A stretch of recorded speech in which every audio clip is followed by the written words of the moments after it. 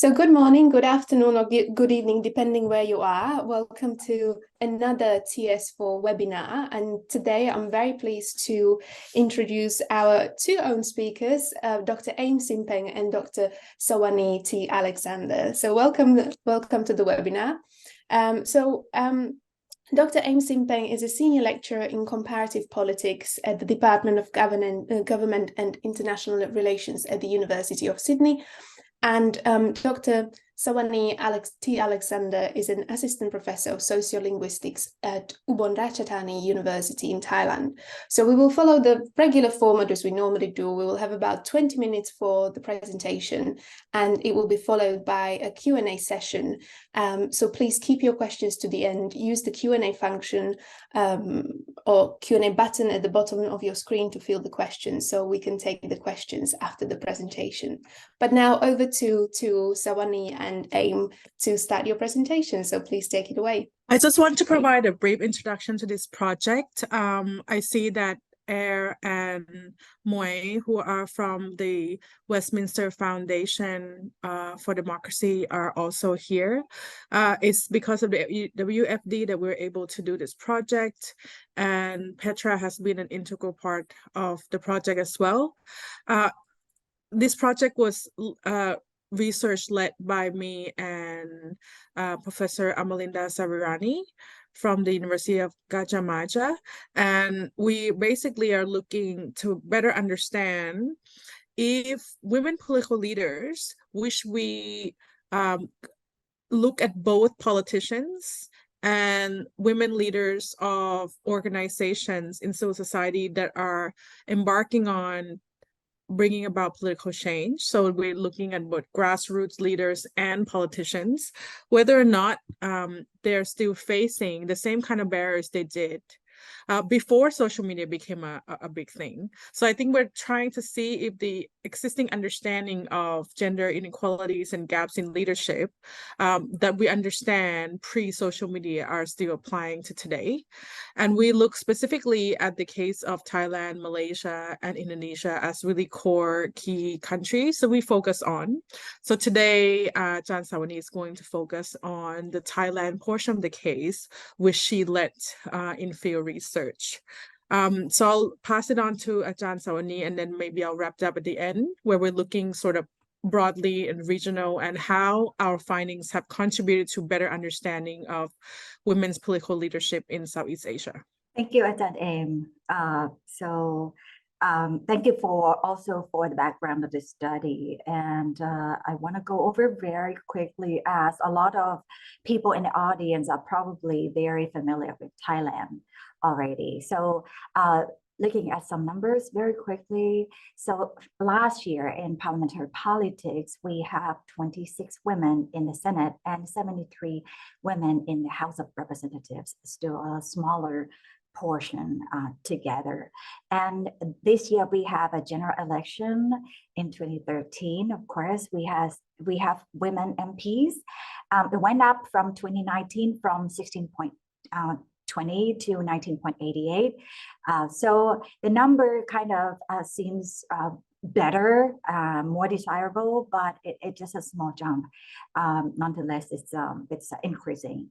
So if you look at the breakdown of women MPs in the 2023 elections, we have 27 in Move Forward Party, which came first in the last election, and 26 very close from Pheu Thai, and third came Phumjai Thai with 10 women. So basically, we have women in both the government coalition and also in the opposition. So, and in terms, this study is not just about, women in formal politics with this parliamentary politics.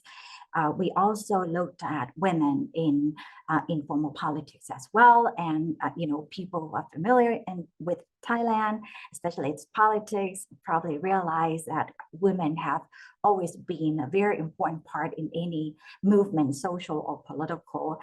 What we've seen so far is like middle-aged and older women tend to be more engaged in social movements for the environment, for land rights, and things like that, of that nature. And younger women are stronger, have a stronger presence and political movements, as you see in the 2010, youth-led movement against the government back then. So women have always been engaged in politics in Thailand, but in different capacities, in however they can engage themselves in. So, but as we see, there are a lot of struggles still in the past, as Ajahn A mentioned. And so we'll look at last year we did and focus on the research itself. We've got this support from the Westminster Foundation for Democracy to help us conduct the research for 3 countries in Southeast Asia. And I was responsible for the case of Thailand. And thanks Ajahn Aim for reaching out to me to get to help with the field research in Thailand. So what we did was interviewing 15 women political leaders, because we kind of look at politics as something very broad. So we divided that into 2 categories, women who led in civic activism, informal politics, social and political movements, and also women who were engaged in parliamentary politics. So we were interviewing constituency MPs, party-list MPs, non-MP politicians who were aspiring to run for office, and also activists, political activists. And we also have at least 2 women who straddle, the civic engagement world and also parliamentary politics. So the age, we have a very wide range of age, starting from 20s, very young, fresh from college almost. And then we have one woman in her 70s and still engaged in informal politics. And also in terms of education, and of course we have grade 4 education up to master's degree. And in terms of occupational backgrounds, we have businesswomen, women working in agriculture, entrepreneurship, freelancing, NGO, and especially women who were born in a political family as well. So as far as the questions are concerned, we asked about backgrounds, pathways, challenges they face, experiences, campaigning, reasons for joining politics and struggles, and some of the problems or harassments or problems of any kind that they were facing at the time of the study or had been facing up to that point. So the general findings, so I'm going to go over this very quickly. I took this directly from our executive report written by Ajahn Aim and Ajahn Amalinda Savarani. And so just some key findings. So we had overall progress. Yeah, we have, it looks like all these 3 countries were moving towards gender equity in the region, but then women in leadership, in advanced position in the political leadership still, lag behind. And most women political leaders face barriers to leadership. The top 3 barriers are, of course, lack of financial resources, sexism, in terms of expectation, and also state repression. We'll go over this because this kind of reflected in a Thai context as well. We have structural issues, in terms of socio-cultural, what the society believes and culture believes. This seems to be very challenging, kind of the most enduring barriers to improving women leadership and participation thing in terms of religion and culture. So, and we found that there are 3 broad profiles of women leaders in the path towards that leadership. We have those who are seen as the networker. Some of them were born in a political family. They know somebody. They have good contacts. They have financial resources, knowing someone higher in position, in the field. So they were the networkers. And the trailblazers are the one who wait for pity for anyone. They kind of, paved the way themselves, and they were very passionate and very engaged and very self-dependent. And the last group is the activist type who started off advocating a cause and struggling and learning and working their way up to the higher position in either the organization or eventually joining formal politics. So Then let's look at Thailand in particular. Look in terms of pathways to politics and how they stay engaged. I'd say there's no one recipe for success. I think the realities are very complex for each and every single one of the women we interviewed. So sometimes we find that the social and financial assets that they have, being born in a political family doesn't always guarantee. Sometimes it's a burden because they have to fit in their predecessors' shoes, you know, somebody who came before them and was very successful. They have to be able to live up to the people's expectation.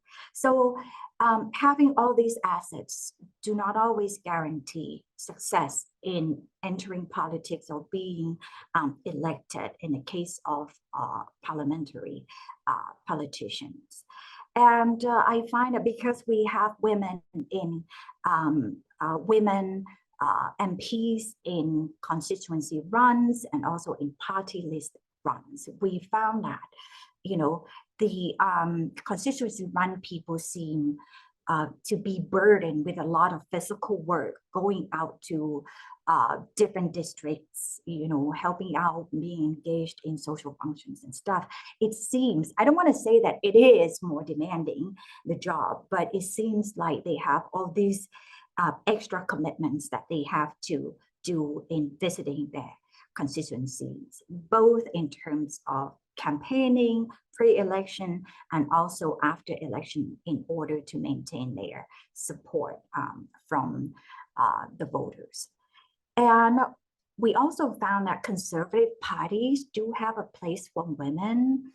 And of course, there are different factors and reasons for them being in the place where they are. We interviewed one younger woman, the youngest MP at the time, who was number 2 in a party list run and, you know, got elected. So it was very, you know, for those who say that, you know, conservative people are, you know, not supportive of women, you know, on the surface, it's not true. But, you know, again, we have to dig deeper into some of the opportunities and also reasons behind this. And older women in grassroots, informal politics, you know, shy away from parliamentary politics. And to a lot of people, this is probably not surprising because older women in grassroots, informal politics tend to be from lower socioeconomic backgrounds with limited education. They engage in politics because they, you know, they are directly affected by certain state-initiated projects. So they were actually starting off fighting for their own communities and stuff. So basically, they had nothing to lose, and they had only one cause to fight for.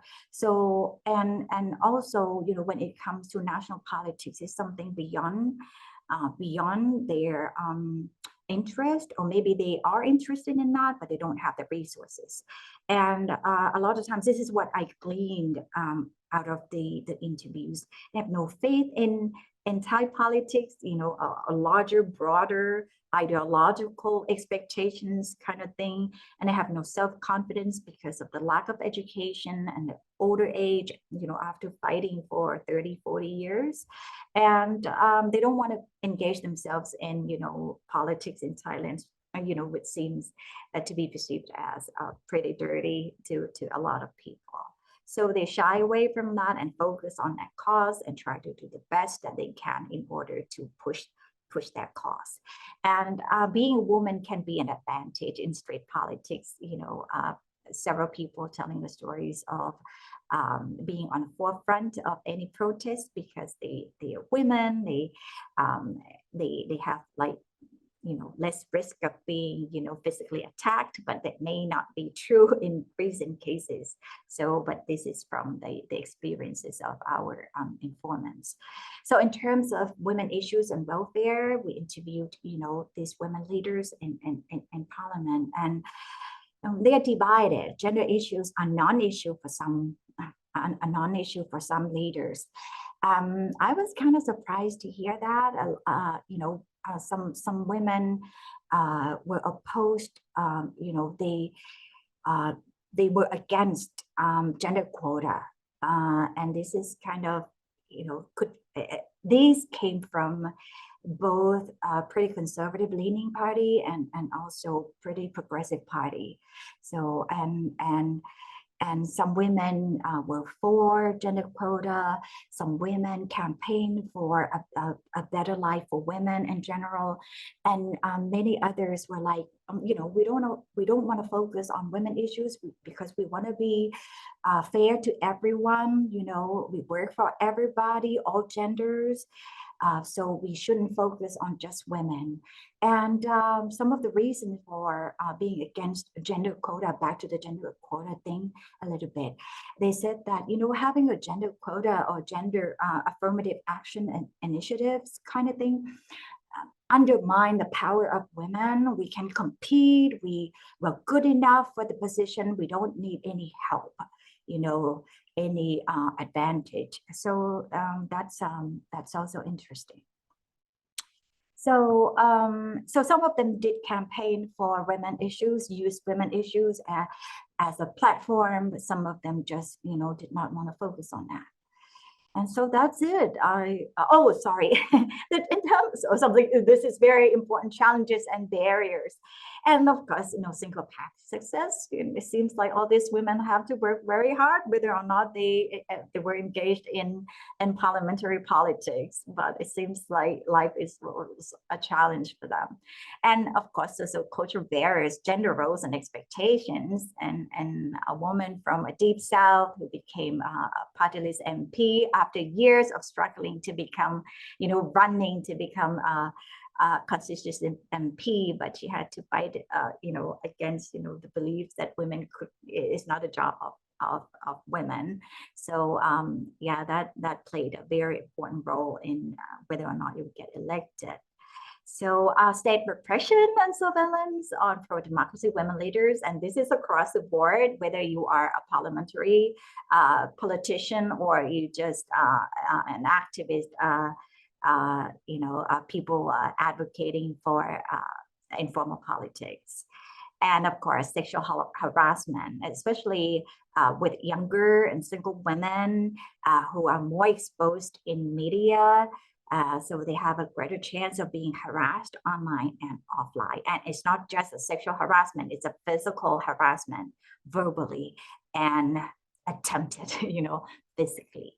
So that is it for the presentation. And I hope that, instead of give you a lot of knowledge, I give you, things to think about and ask us questions. Thank you so much. Thanks, Ajahn Asawani. Let me bring it kind of zoom out a little bit, because Thailand was one of the 3 cases. And so what did we find for the rest of the region, especially looking at Thailand, Indonesia, and Malaysia comparatively?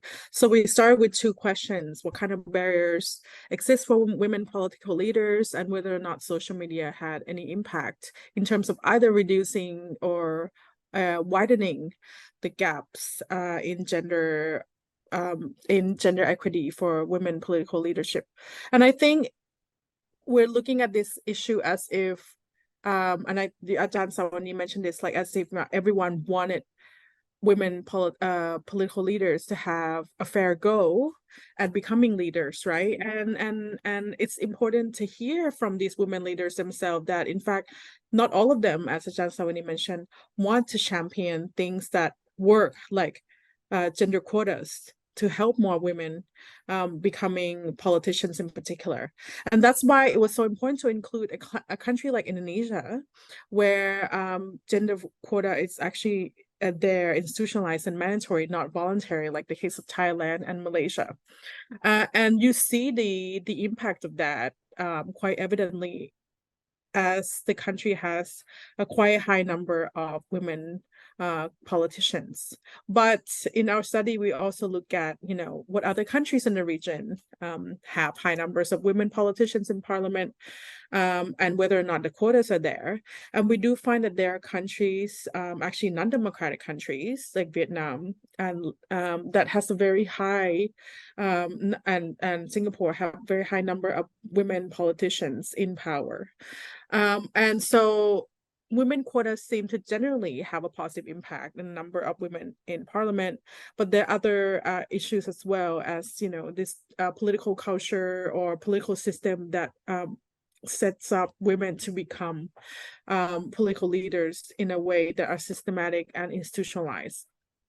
So across the region, we actually, interestingly, have found that whether or not you're democratic or non-democratic as a state, if there are institutional mechanisms in place to promote women in political power, that you will actually see higher numbers of women in those systems, whether or not they're freely and fairly elected in a democratic institutions. And I think that's kind of a somber reality that Southeast Asia has offered, because somehow we believe that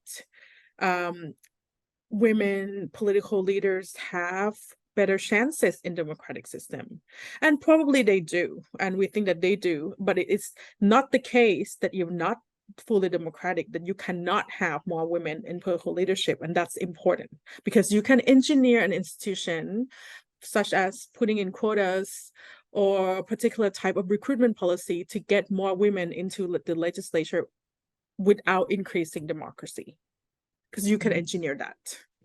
And we can also, we don't, I think there's an assumption to be made that women political leadership appreciate the quotas. We do find the results to be quite mixed, that not everyone appreciate the quotas and don't support the quotas. In fact, we found 50-50 support, because women political leaders feel that quotas make them look weak, that somehow they're tokens. It's a tokenism, and it's not helpful in actually advancing women's agenda. But across the board, I think in comparison to the rest of the world, Southeast Asia is quite interesting, because if you look at the other indicators of gender equity in terms of, how many women have finished primary school, how many women have finished secondary school, how many women have gone to university, how many of them finished university, on average, what's the average income of women versus male, all of these indicators where, looking at the SDGs and the UN trying to reducing the gender gap, Southeast Asia has actually done incredibly well in reducing that gap. And in some cases, like Malaysia, when it comes to completion of university and secondary enrollments, the women have done better than men. But the only area the women have not done better is women in political leadership. It stagnated, in some countries got worse over time. Thailand being a really good case of that. Every time there's a coup, we just see a plummeting of number of women in parliament. Who say the military doesn't like women? I don't know. There's a lot of female women who work in the military, but in Thailand, actually democracy does help. You want more democracy because you do see more women, but it doesn't always help in other countries. So that's like this perplexing idea of like, well, if we now have more educated women than ever, we now have more women, in the workforce. Women are making almost as much as men now. That it's really wide, the gap in terms of income is really narrowing. But somehow we are not seeing more women in political power. And when you're looking deeper into why this might be the case, one of the things that we look at was to look at values. Because we think whenever we talk about, why don't we see more women in politics, everyone, whether or not where they come from, one of the things you hear is it's culture. But what is culture? What is this? And has culture not changed ever? Like, have we not evolved? And we actually do see a regression in support for women political leadership in Muslim majority countries. So Malaysia and Indonesia being worse in Indonesia, which is funny because among the three countries, they have more women in political leadership because of the quota. Thailand is the reverse. Thailand actually has gone much more progressive on this issue over time. You look at the World Value Survey for the past 25 years, you see like a massive rise, especially amongst young people, regardless of education level, in support of women in political leadership. We see the reverse trend in Indonesia, which is fascinating. Young people in Indonesia are supporting less and less number of women in politics. We're not an Indonesian specialist. That's why we had Amalinda on board to try to explain this. She argues partially that's this rise of Islamization that's going on there. And so political culture seemed to play some kind of a role because we can't explain, why that it has been changed. We assume that people become more connected, globalization, democratic ideas on social media, what have you, that somehow we're all going to become more progressive, but we're not. And there is a huge difference across countries, and that's why it's so important to look at local context. The other thing we're looking at in trying to answer a question, which Ajahn Sawani mentioned, is looking at different pathways, right? We kind of look at this like, well, if being a politician is not the only way to becoming a political leader, you could be a political leader by, setting up an organization, which is now really easy with social media, to promote more women in politics. Like that is considered political leadership. So do we see kind of similar pathways? And we find that half of the people who have become political leaders are trailblazers because of social media. And so social media has made a massive difference in terms of opening up new opportunities and pathways for women to just forget about all those structural inequalities that have exist and become political leaders themselves, right?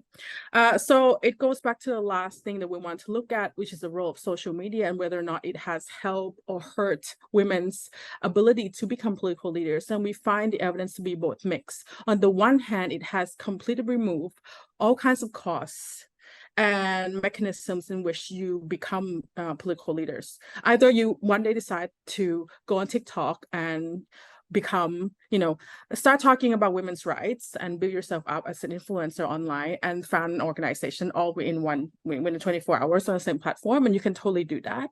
On the other hand, it opens up opportunities for massive amount of hate. And we're looking at the profiles of all of the women that we interview, and we find that the most vulnerable women today in terms of becoming political leaders are young, Muslim, young Muslim and social media active. And if they belong to an LGBTQI community, they also get a lot more abuse online. So if you're young, you're Muslim, whether or not you're in the Muslim majority state or not, especially if you're in a Muslim majority state, you get attacked as much, if not more, than if you were actually a minority.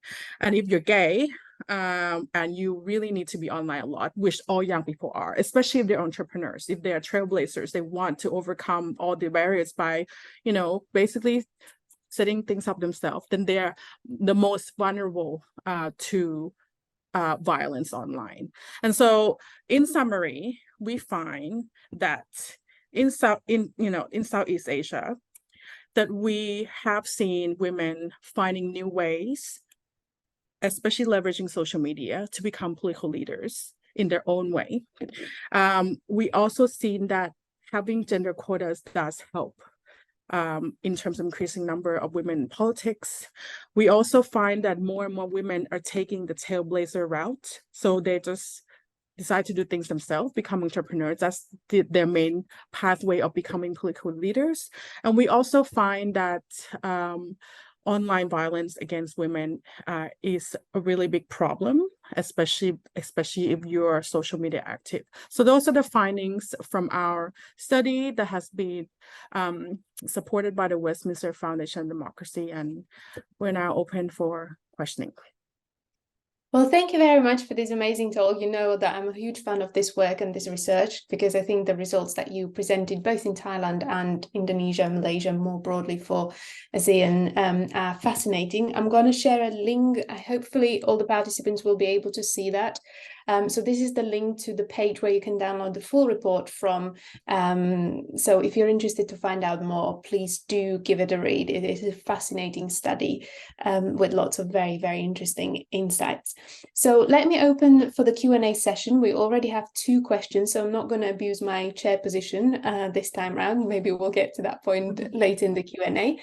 But there are two questions. So first one is, so does this research project also figure out the women's political leadership background that comes from the political dynasties pathway? So that's one of the question. Either one of you or both of you, feel free to just keep answering them. I'll let Ajahn Sawani answer all the questions first. And then Okay. So let's start with the political families. I prefer the word political families.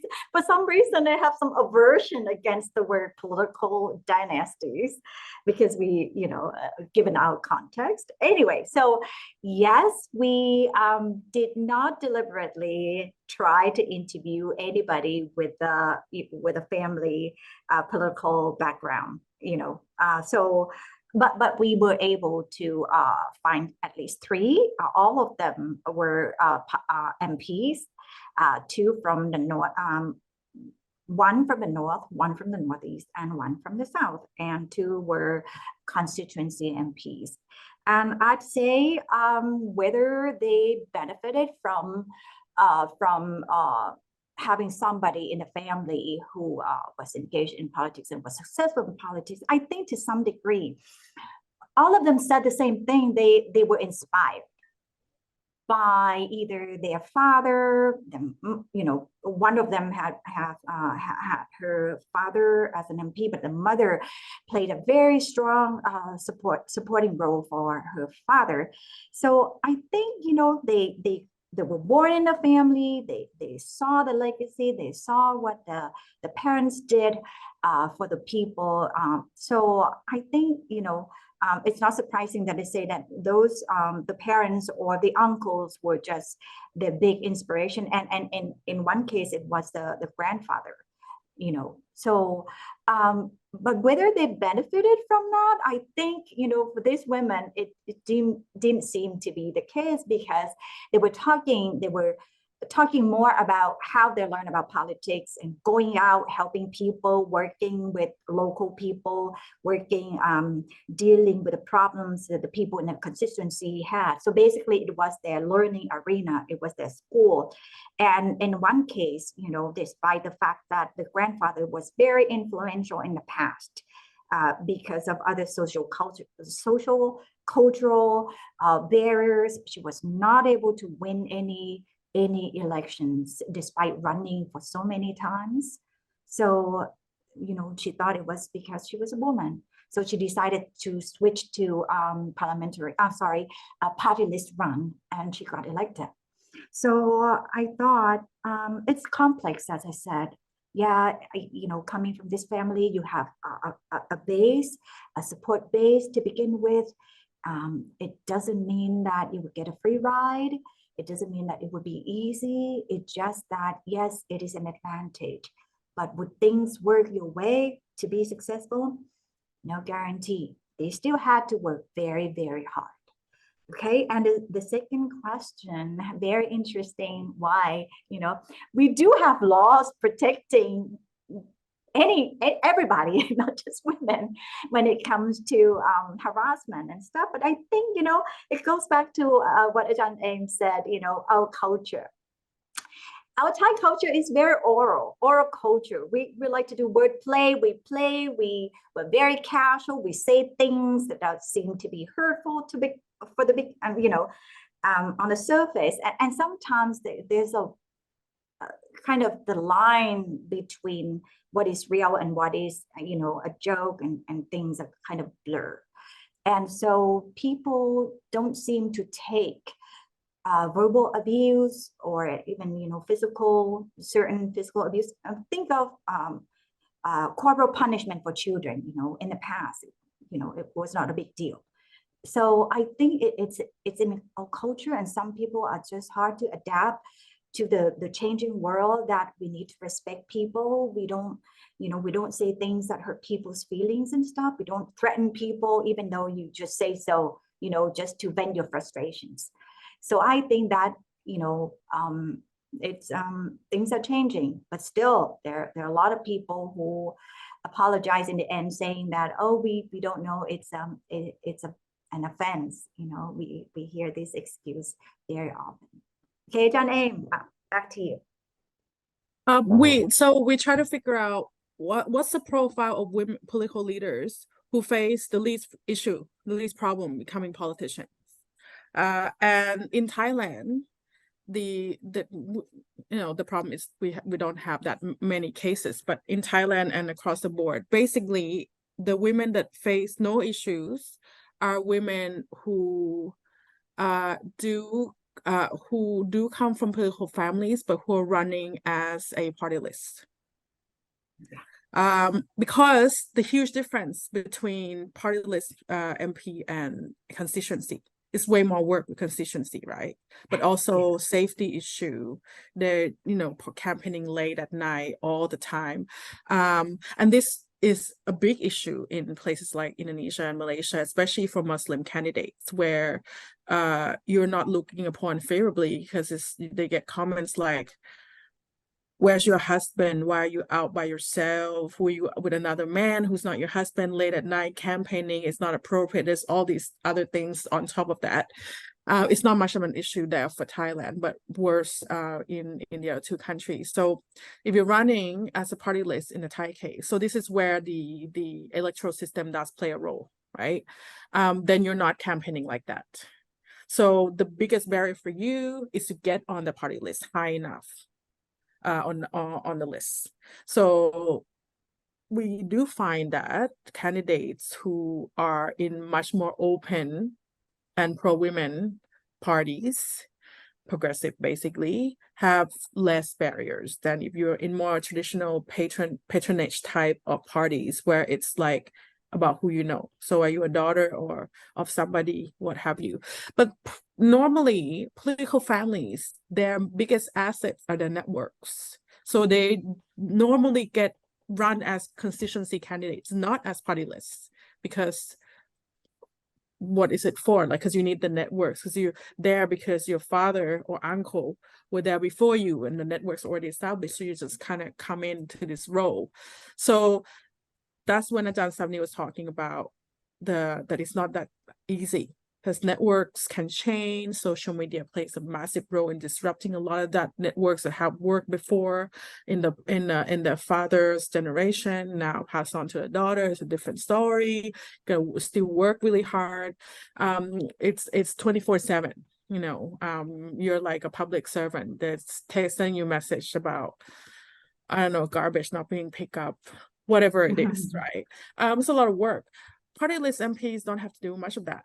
And so where you get sent, how high you get sent on the list, all of that has to do with, networks and whether or not the party is open enough to bring in someone without all that capital, but they want to make a point. Like this was the case for Future Forward Party, in particular, Move Forward Party, where they're like, we need a labor activist. So we're going to bring in someone who has absolutely no asset. But this is where party is a real gatekeeper of power, right? The party is open. You really remove a lot of the barriers. So there's still that massive role political parties play that unfortunately isn't going to, be taken away. And with the interviews of all the political leaders and women, even if they have political families, how they get brought onto the parties or exclusively rely on male party leaders. Right. The leaders of the parties who are men are the gatekeepers on top of the party themselves, because not everyone who's a daughter of somebody gets in either. So it's like, well, why are you coming? And in every single interview, it was a man. Is it systematic or entrenched inequality? It was always a male patron who's taking someone under this wing. I don't know. We're gonna fix that. I think it's also very fascinating what you said before, and also someone mentioned that the transfer, even if you have the networks that are part of the kind of the family heritage, the transfer doesn't happen automatically between the male and the female MPs, and that's in itself a very fascinating point that you both mentioned, that the fact that you are a female politician might present additional barriers, despite the fact that you might have the family kind of political pedigree, that you might have the networks. It doesn't automatically guarantee you the place in the party either. So it is a very complex and very fascinating picture. Would you Yeah. like to address the harassment question that was posed about, what are the kind of underlying factors and mechanisms that maybe perpetrate the sexual harassment of female politicians, and how does it affect maybe women's actual willingness to go into formal politics? I guess, if you're faced with a lot of harassment or potential of facing a lot of harassment, you might be put off the idea altogether.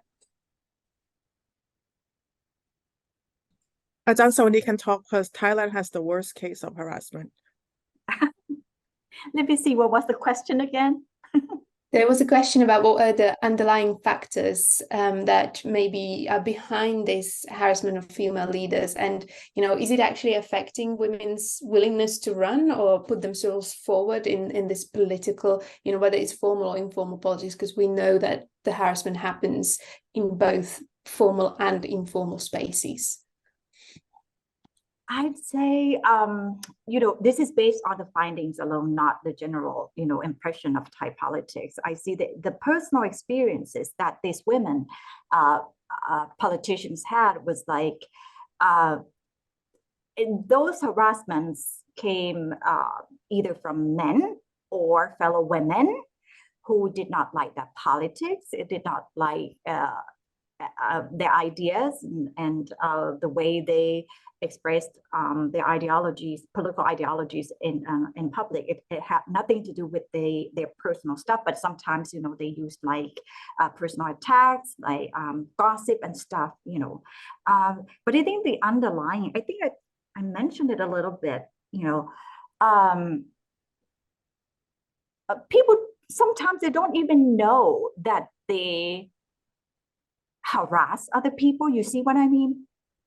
People are not aware that we have a lot of verbal abuse, okay? And sometimes people just feel like venting.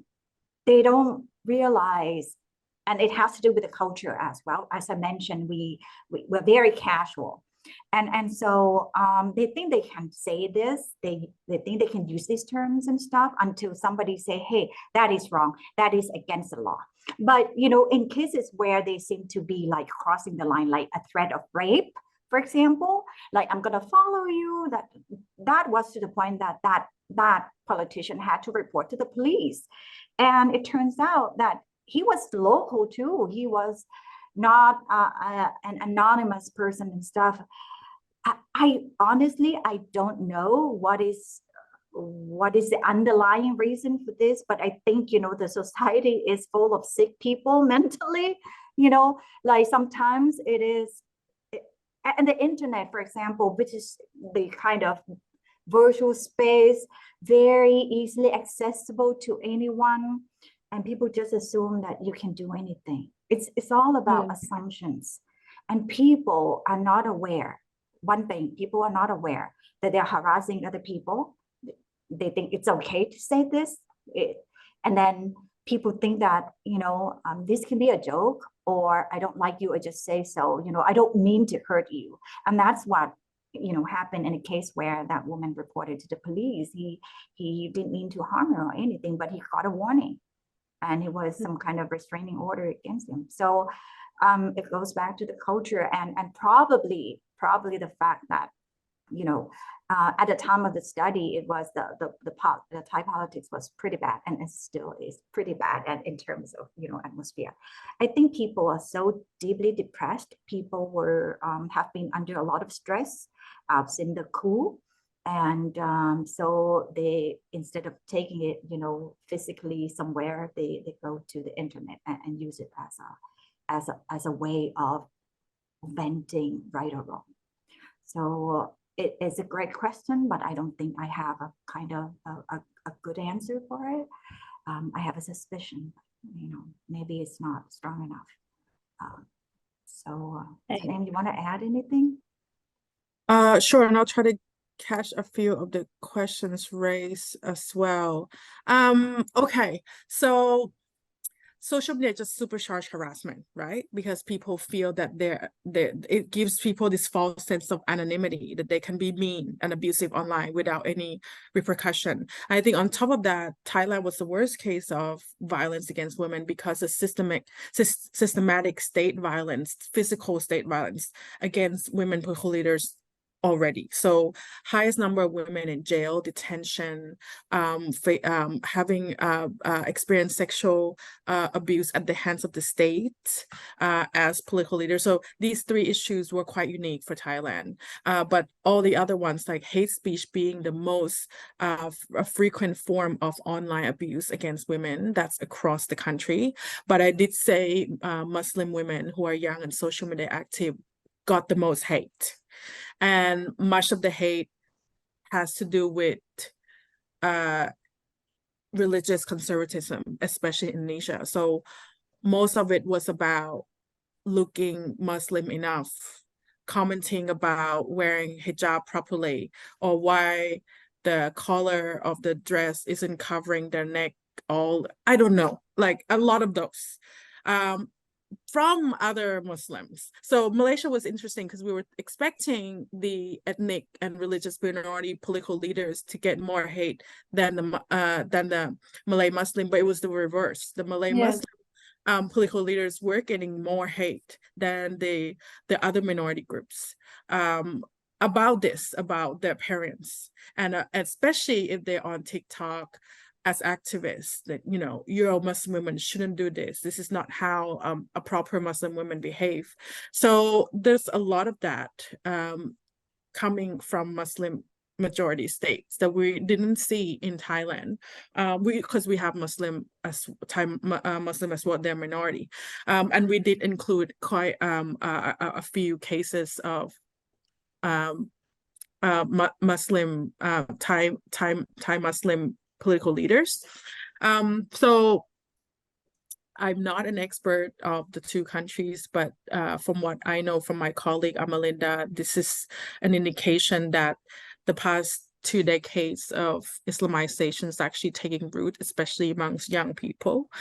So that, I think, if we were to focus resources to look at how we might try to stem that tide, better understand it better, I think really focusing on engaging with young people about why they may think women shouldn't be in politics is really an important way to go. There was a question about LGBTQ. Thailand's also an exceptional case for this one, where we do have LGBTQ politicians twice now, the past 2 elections. This is not the case yet in Malaysia and in Indonesia in terms of politicians, but it is very much the case for political leaders in a civil society. Apparently, when we were looking into this, our teams in Malaysia and Indonesia said we're not there yet in their countries in terms of getting gay politicians on board, but socially, yeah, they get even more hate online if they're publicly gay, as you can imagine, especially if they're Muslim on top of that. And yeah, so it just social media just allows all kind of this stuff to occur completely unfiltered. And when you're asking candidates, politicians especially, because they're high profile, they get more hate than normal. How they manage this is really fascinating to look, because there's basically 2 different ways. One is you can take all of that bad content yourself and try to deal with it, or a preferred way the politicians do is to delegate it to their staff. They don't deal with it, especially if it's a DM, they can't be bothered. But by doing that, they delegate this to their female staff who are reading all the messages about rape, abduction, standing outside your kid's school, all kinds of stuff they're not mentally trained to deal with at all, and they're usually in their early 20s. So activists and non-politician political leaders had to take on all the hate themselves. So usually don't have assistant they can delegate this to, so they're a bit more affected by it than the politicians. I think we just about have time for one more question. So I thought this question was interesting in the sense of relating back to what you said earlier, Sawani, in terms of womanhood being maybe an advantage in some of the informal politics, and especially for the street protests. And the question is, has this actually changed more recently, reflecting on the pro-democracy protests of 2020, 2021? And the backlash or the state repression that followed in terms of the excessive prosecutions of protesters, and has it affected the genders in different ways? And perhaps if you can maybe say, has it affected women's willingness to put themselves forward? Very good question. These came from older women in street politics. Mm-hmm. And remember that they were only joining protests on the causes, right? In particular, environment, land rights, and dam constructions that affect their families and communities. So they, and being engaged in street politics for so long, and so in the past, they did say this, in the past, and at the time of the interview, there was no protest. I remember them having a protest back in 2019, but not anymore. But in recent years, they were not protesting. They just started a big protest like last month in Thailand. So the interview was in between. I think the recent developments in how the state started dealing with protests, certainly, things are different now. They don't seem to care whether you are a woman, a girl, they have some sort of consideration when you're very young, but they use a different tactic too. So they use like female officers and stuff, or sometimes, in a recent case, it was a woman protester against, a police officer armed. But anyway, so I think the context is different, and the causes for the engagement in terms of rallies and protests are different. So the recent protest by these same women that I interviewed at, last year was about, bread and butter issues. And, they were like pushing, they were like announcing that they were going to press charges and stuff that was nothing serious. They still, these older women are still able to use the fact that they just, older folks and harmless, they, and in our society, we tend to view villagers as very,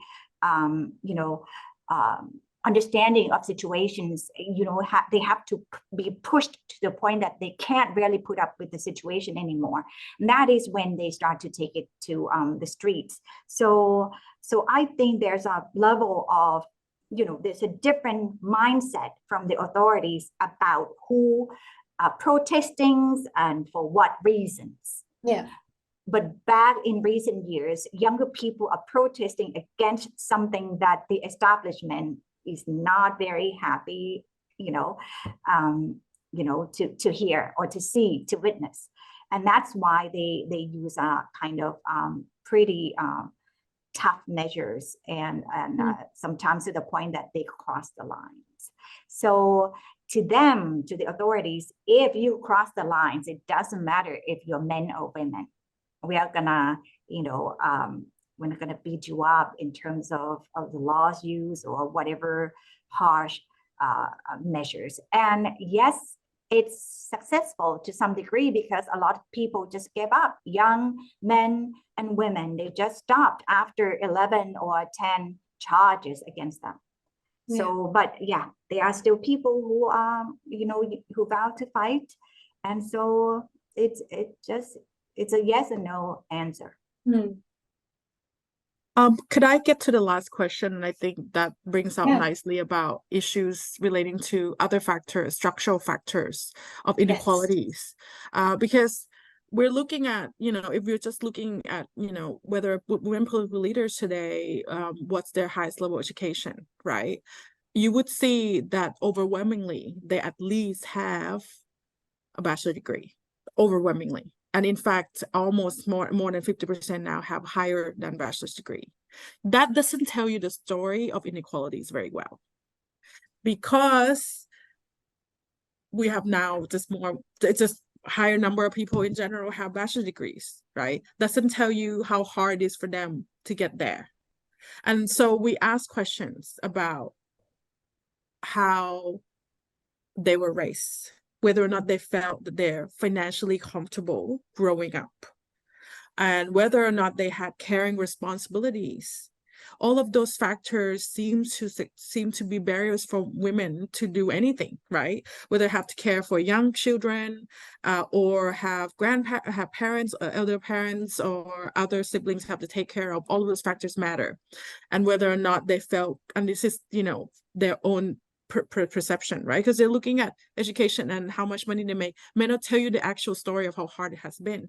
So have you felt it was comfortable growing up? Did you get support? And we do find, of course, that women who have had easier life, felt financially supported, and have the least amount of caring responsibility are the ones facing the fewest barriers. Regardless of whether or not they're in political family or whether you have networks.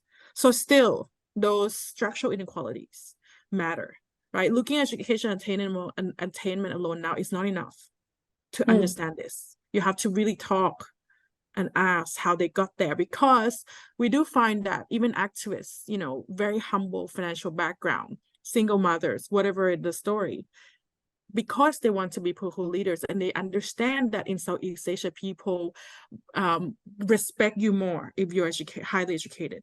They find their ways to get the degrees somehow, right? Doesn't mean that they had an easier time.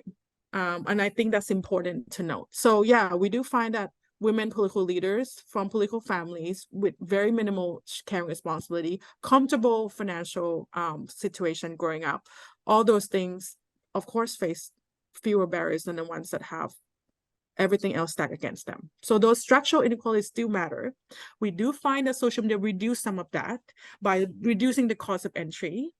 But if you're pursuing political leadership route in terms of becoming a politician, you still have a few more barriers to go through. But you face less abuse than if you're an activist, because you have the institutional support behind you. You have the party, you have assistants, you have other things to delegate, kind of sort of spread the abuse around. This abuse still there, but you're not taking it all in. If you're activists, you are not having to deal with trying to find the male patron in a political party to open a door for you. You do it yourself, but you're facing a lot of hate, and you probably struggle a lot more, because we do find that women who have more humble backgrounds are more likely to pursue activist route than women with more privileged backgrounds, because they're privileged, therefore they have better connections, so they're more likely to become politicians than the average people like us. Even me, I was joking in one of the talks that I gave about this report. I said, oh, I could walk up to a political party in Thailand today and said, I want to run for an office, and they just look at me like, who are you? I don't care, you speak English, have a degree from America, whatever. Who are you? And that, how do I explain that, Ajahn Sawani? It matters so much in Thailand, right? In some ways that cannot be overcome by just getting education and who are you? It's kind of the big question. And who do you know, and who can back your and still stuff like that. And what party you walk up to? Yeah. Exactly. Well, we are we run out officially of time, so I think we'll better wrap up, but I'm sure we could talk about this fascinating research for much longer than this, and I hope that people who have joined us today have enjoyed the talk and will go and check out the report. So as I said, the report has been shared, and if you are not able to access it the way that I shared it, if you just type it in Google and look at the pages of the Westminster Foundation for Democracy, you'll find the full report. You can download it for free, so there's absolutely no barriers. It's out there, so please, if you're interested, do give it a read. It's a fascinating study. So thank you so much. I should mention that in December we are officially on break with the TS4 webinar series, but we will be back in the new year. So thank you very much for joining us, and thank you very much for a fascinating talk, Sawani and Aim. It's been wonderful to have you here. Thank you. Thank you. ขอบคุณค่ะ